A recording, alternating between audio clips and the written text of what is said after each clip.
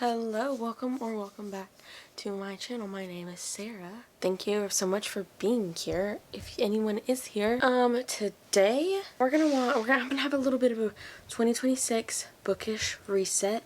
Start the year off right, get myself into a good little groove, a good little swing to have a better reading year than I did 2025. Because to be honest, I'm kind of mad with how that ended. Okay, I didn't read a lot, and the books I did read, majority of them I did not love. In order to kick the year off right, I wanted to do a little bit of a 2025 reset or 2026 reset.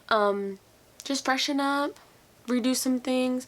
In this video, I did a couple of bookish reset things. I started my 2026 reading journal, reorganized my bookshelves. I started thinking of some TBRs, some goals, some changes that I want to make in my reading. What was the other thing I did? I think that was it. Not a whole lot, just something to get me excited again to read. I've been in a little bit of a slump. Haven't read as I usually do. Haven't been reading as I usually do. So, this is getting me excited. This video really made me excited. Making this video made me excited. So now I'm excited for 2026 and to read. So, without further ado, we're going to go ahead and get into some resetting things.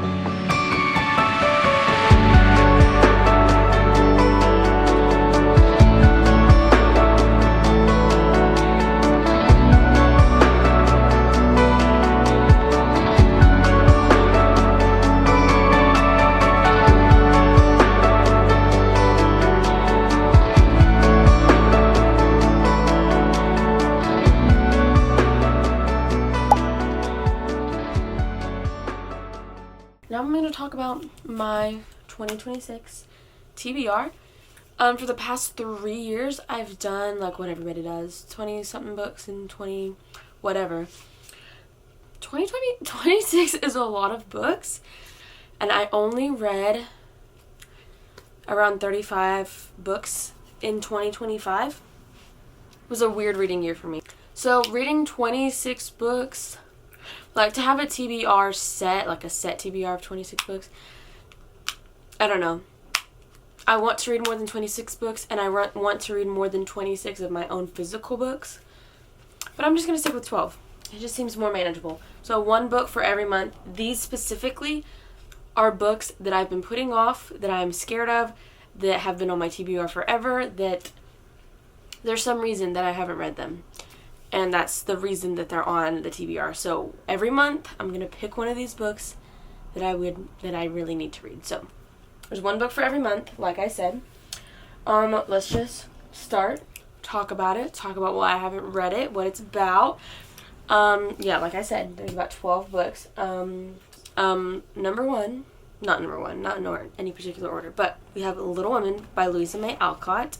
I've tried multiple times to read this book because recently I tried to read it. It gives me very big Christmas vibes.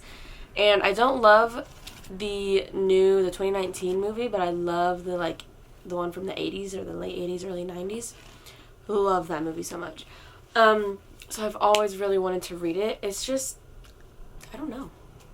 I guess for whenever I think of Little Women, to me it screams Victorian England, but it's not. It's like Civil War United States. I think they're in, I have no idea where they're in.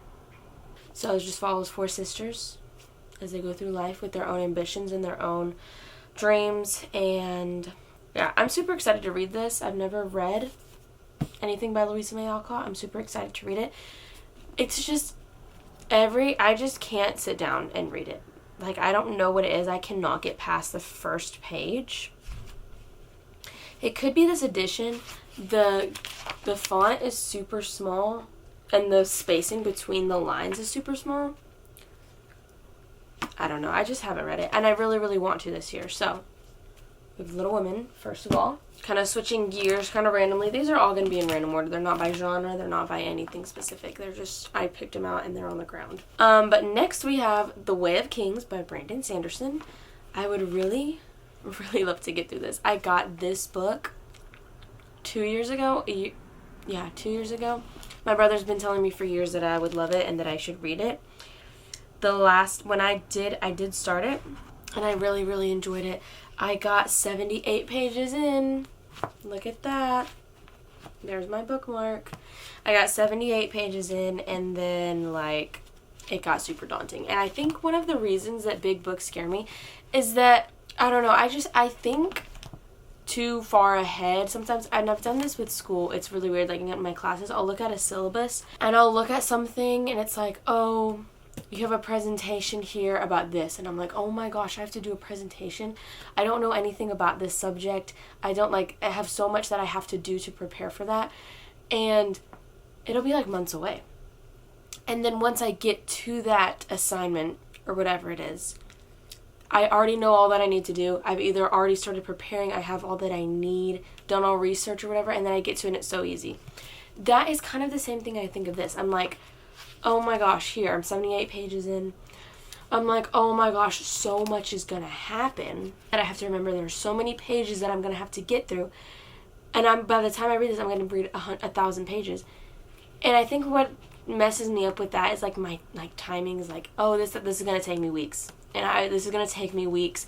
And I feel like I just need to let myself take weeks. Just take the weeks to read it, whatever. It doesn't matter. You don't have to finish it in 3 days. Nobody can do that.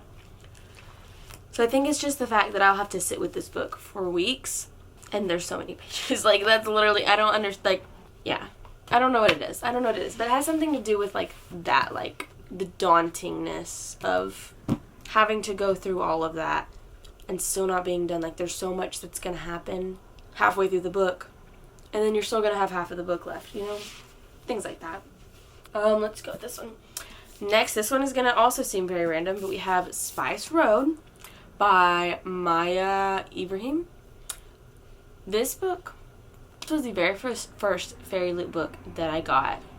I got this January of 2023. Yes. So I've had it exactly 2 years.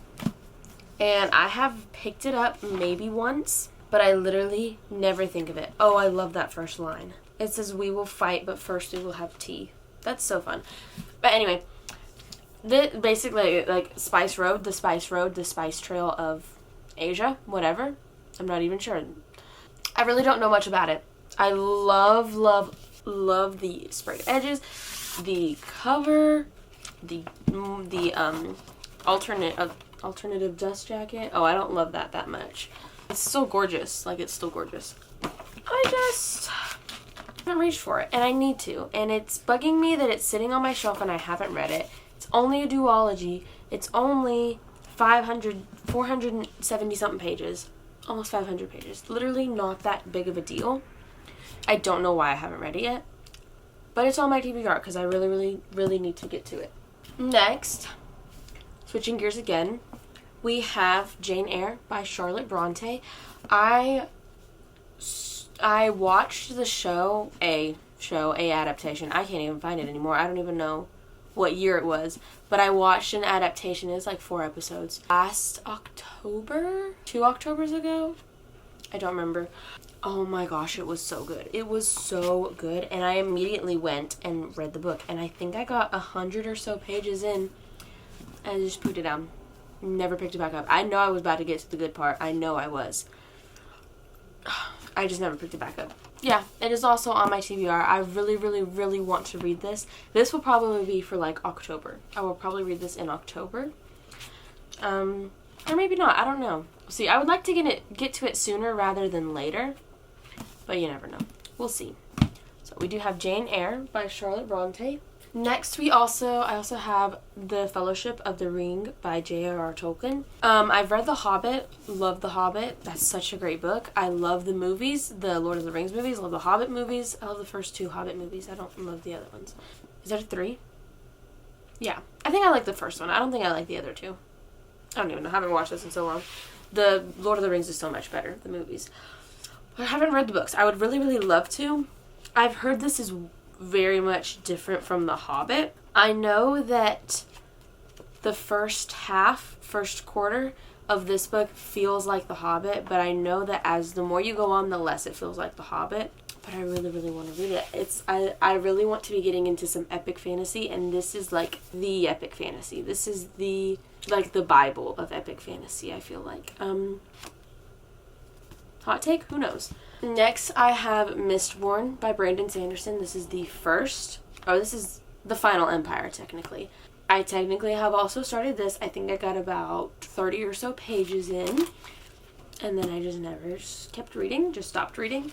Brandon Sanderson intimidates me a little bit. I know that his writing is not intimidating at all and not hard to understand. Very digestible.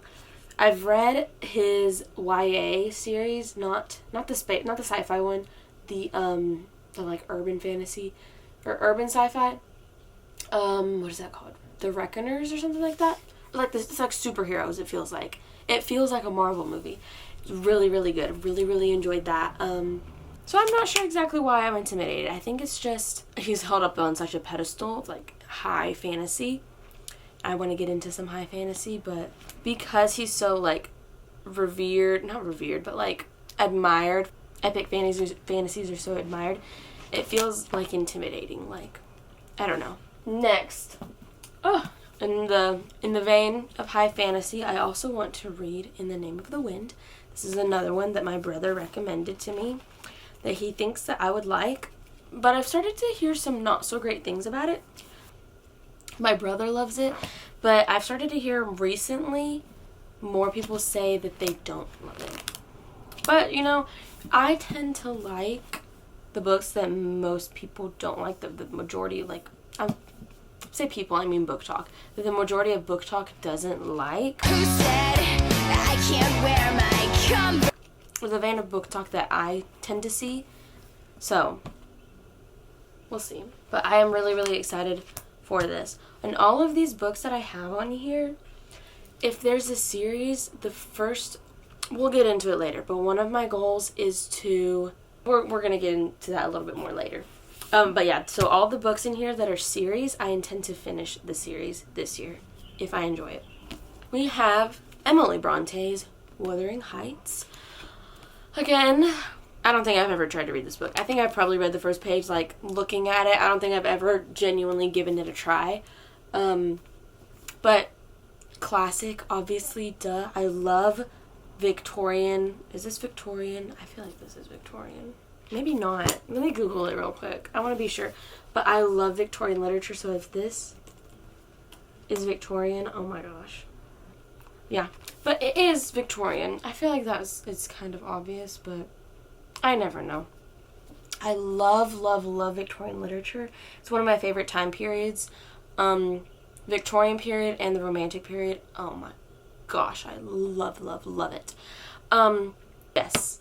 I would like to get to Wuthering Heights. I'm just really, really interested. I'm really excited to read it.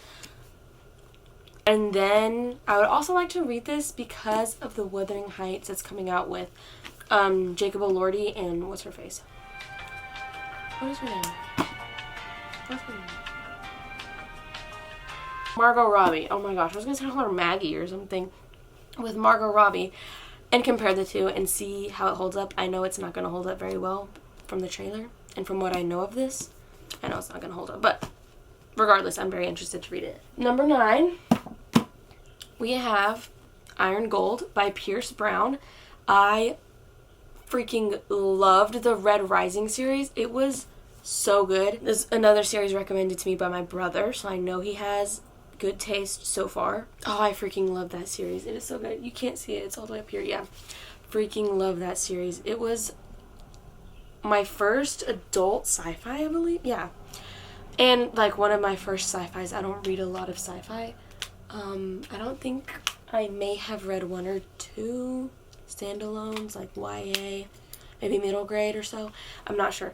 But I loved it so much. It's been a little bit, so I don't remember all of what's going on, but I know this is a continuation of the Red Rising series a few years later. 10 years later? I want to say 10 years. 10 or 12 years later. And the back, just to give myself a little recap. Okay. Yeah. So since Red Rising, since the events of the last book of Red Rising, it's like a revolution, a rebellion, whatever, there's just been wars and wars and wars. And so Darrow tries to get one last mission to end all the wars. I'm super, super excited. Oh my gosh. The emotional roller coaster of those books, the world building is so insane. So my ranking goes Red Rising, Morning Star, Golden Sun. Although I don't remember a lot of Golden Sun because I read it so fast. But, oh no, I remember it. I don't even know. They're all so good that I literally couldn't even rank them. But I'm so excited to get into this. I might even do a reread of those. I don't know. I really want to. They were so good, so enjoyable. Oh my gosh. No, yeah, it's making me really excited. Number 10, we have Tess of the D'Urbervilles by Thomas Hardy. This is also Victorian literature. I love Victorian literature. I took a British literature course last fall. Yes. No, in the spring. I took a British literature course and we had some Victorian literature, some Thomas Hardy poems. Loved the poems. Loved the poetry. So good. So I'm really, really excited to read Tess of the D'Urbervilles. I have honestly no idea what this is about. Yeah, no clue. No, it's Victorian. Highly controversial because it's its frank look at the sexual hypocrisy of Victorian society. Wow. Isn't that something? Oh, this is good. This is gonna be good. She's basically, her family is like super poor. They find out that they have like wealthy relatives, so they send Tess, young woman, to claim a portion of their fortune. She goes to London, I assume, and she gets seduced by Alec, and she has a child who dies, and then another guy offers says seems to offer Tess love and salvation, but he rejects her after learning of her past on her wedding night. So she escapes from her vice of passion through a horrible, desperate act. That's what the cover is. I know it. Oh my gosh, this is gonna be really, really good. Yeah, that is gonna be so good. I'm super excited to read that. I love Thomas Hardy's writing. Like I said, I love his poetry. I had the best time in that class, specifically with his poetry. So, super, super excited to get to that now, especially since I know what it's about. We have a chungus. We have a freaking big chungus right here. But I would really, really like to get to read it. Yeah, I was talking to someone about books, and she was asking me my favorite. She was telling me her favorites. I told her I love Victorian literature. She said she loves The Count of Monte Cristo, and that is definitely worth the read, even as chunky as it is. She said it was funny. She said it's her favorite book of all time. It's so insane. You know how they, in plays, when they get the piece of metal, or do they do that anymore? I don't know if they do that anymore, but they get the piece of metal and they, like, move it so it sounds like lightning and thunder. That's what this thing could be, bro. You could annihilate someone with this, bro. Anyway, so yeah, I really want to read The Count of Monte Cristo. I read an abridged version when I was younger. Really enjoyed it. Really, really good. Know the story. Know the characters somewhat. Have never read anything by Alexander Dumas, but... Dumas? I don't know how to say his name, but... I'm really excited to read this. I've also watched Throne of Pages reading vlog for The Count of Monte Cristo. She loves it. I want to love it. Okay? Heard great things about it. I'm super, super excited. Even as long and as chunky as it. Last book. Book 12 is an interesting one. I didn't think I was going to put it on this list. And then I was looking through my shelves and I was like, this could be interesting. It's a book that I don't think it's on here because I don't think I would reach for it. I got it at the thrift store, I believe. I don't know where I got it. Some thrift store. And it's just not something that I reach for. It's literary fiction, and I don't reach for literary fiction often. So I feel like putting it on this shelf would prompt me to read it sooner than I normally would have. So that is A Tree Grows in Brooklyn by Betty Smith. This says it's a beloved American classic about a young girl's coming of age at the turn of the 20th century. I'm not exactly sure. I think I read a summary on Goodreads. I don't know. I really don't know what it's about. I read the summary, but then I forgot it. But I like going into books when I really don't know a lot about them. I really don't like... Oh, you scared me, bro. I'm talking. I don't really know what this is about, but I'm intrigued enough to read it. And I want to expand my reading tastes. I like to read classics. I like to read fantasy. I'm expanding into epic fantasy. I like to read romance. I like to read YA. I don't read a lot of just regular literary fiction, contemporary fiction. So this is my step towards that. So yeah, these are all of the books. Let me see if I can pick them up. This is not even all of them. Oh my gosh. These are the 12 books that I would like to read in 2026. Stay tuned if you want to see me read any of them. I really, really hope.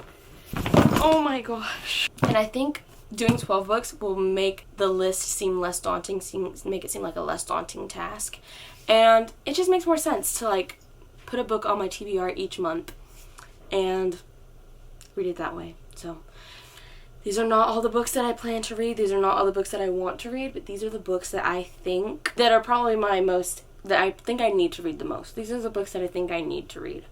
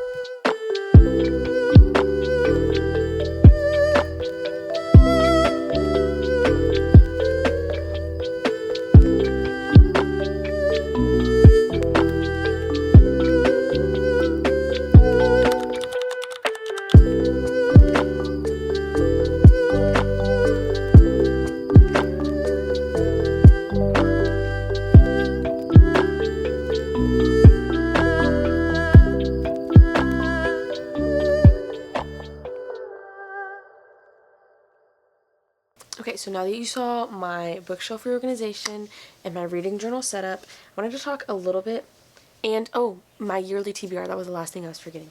My yearly TBR. I'm going to talk a little bit about some goals. So as you saw in my reading journal, although I lost a bit of the footage, I think my camera died, or I think I ran out of storage, I don't remember. So you saw some of my goals, my big goal, my reading goal, my books that I want to read in 2026. I want to read 40 books in 2026. This is significantly lower than all of the other goals I've ever made. I usually reach for about 60 because 65 to 70 is usually my average. But last year, 2025, I only read 33 or 34 books. So, I was in school. I don't know what it was specifically in the summer. I don't know. I just was not in the mood to read for so many months. And then I think my brain got a little bit fried from like social media and like scrolling and doom scrolling and things. And then my attention span got shot. So yeah, we're gonna aim on the lower side. I just want to hit 40. 40 is I feel like that's a good amount of books. That is like, oh, well, that's why, 3.333. So that's about 3 books a month-ish, give or take. Almost 4 books a month, which I think is pretty good, which is what I think is what I averaged for 2025, maybe a little bit less. But that's about what I averaged for 2025, so I think that's a pretty good goal for me. I also don't want my goal to become too, like, in 2024, I think it was, 2023, I read 100 books, and near the end, I wanted so badly to reach 100 books, that I was reading, like, a bunch of manga, trying to read a bunch of short books, reading, like, books that I normally would not have read in order to read that goal. And while there's nothing wrong with, like, reading manga, like, I do enjoy manga, I like to read manga, I don't know, I don't want to shy away from big books, or books that I really want to get to, or books that are a little bit intimidating, because it'll put me behind on a reading goal. So that's one of the main reasons for that. I also would like to read a little bit more consistently, and I've put myself a goal of reading 200 out of 300, 200 days out of the year, out of 365. So, what the heck? Yeah, I would like to read at least 200 days out of the year, and I want to try to build, like, some streaks, maybe. I think I can use Fable to do that. So yeah, I want to get some streaks going. I think that'll help me if, like, I do it daily and log it daily. I think that'll help me. So yeah, I want to get 200 out of 365 days of the year. And I'm going to add a journaling page for that so that I can track daily reading, streaks, things like that. This is not really a goal, but more just like a reminder for myself that I want to, like, change a little bit how I think of reading, and that is that I want to be okay with binging books. And I have this, like, weird notion in my head that, like, I can't binge a book. Not that I can't binge a book, but like a series, like, I feel like I have to space out a series, because if I read it too fast, it'll be over, and then I won't enjoy it as much, and so I tell myself not to binge series, and I put other books between them. I think that ruins this reading experience for me a little bit, and then it makes me forget the book, like, I don't remember what I read. It takes me forever. Figgy, what do you need? It usually takes me forever to get the sequels, and I don't know why, I just convinced myself that I need to not binge it. It's like watching, like, a TV show, like an episode every night, so that it lasts longer. But I feel like I just get more enjoyment when I just finish the book and finish the series and just read it. So that's why I'm giving myself, I want myself to binge books, and that's where also the next one comes in, where I am allowing myself to buy sequels. Like, in order to complete a series that I have on my shelf, if I read the first one and I love it so much and I want to get the next one, I'll let myself get the whole series, in order to finish it and in order to binge it and just, like, keep reading. And I don't want to, like, cause myself to get in a slump because I want to read this book and I can't allow myself, because then I'll read it too fast, something like that. So, yeah, I want to allow myself to only buy sequels, and I think not only just buy sequels, but books that I think I'm gonna allow myself to thrift books, maybe books that I have on my TBR, not just random books, but I'll allow myself to thrift books. That's also for staying financially, getting financially better in 2026. I don't want to allow myself to buy new books. I want to only buy thrifted books and then try to only buy sequels. And then the last time is just making time for reading. Not exactly sure how I don't have a specific plan on how to do that. I've already like limited my screen time. I have a daily screen time that I have a daily screen time limit that I can't go over. So that's one way to do that. I also deleted Instagram and TikTok from my phone because I didn't know I just spend way too much time on there. Other than that, it's literally just like making time, like specifically carving out time to read and reading books that I genuinely want to read. Oh, my camera's about to die. So yeah, that's where that comes in. So yeah, those are some of my goals. Oh, I also want to start tracking a little bit differently. I don't want to use Goodreads. I literally can't stand it. I did not touch it since, I haven't touched it since August or so. I really just don't like it. I don't like using it. It's annoying. It's old. It's not cute. And I feel like it's just a little too complicated. So I'm trying out 3 different tracking apps to see which ones I like the best and which one I want to continue using. Actually, I'm using 4. I'm trying Pagebound, Tome, The Bookworm, and Fable. I'm going to try those 4 out, and throughout 2026 I want to try to consistently update them and see which one I like the best, just for my personal preferences. And so yeah, that's one of the other changes that I'm making. And that is my 2026 reset. I hope everyone enjoyed this video. If you did, let me know. If you want to see me read any of these books, again, let me know, and I'll do my best. I'm going to do my best to stay consistent this year with some videos and some vlogging and reading. So, again, if you enjoyed it, please let me know. Stay tuned for any videos. And in order to stay tuned, you gotta subscribe. So, yeah. I'll see y'all in the next one. Bye.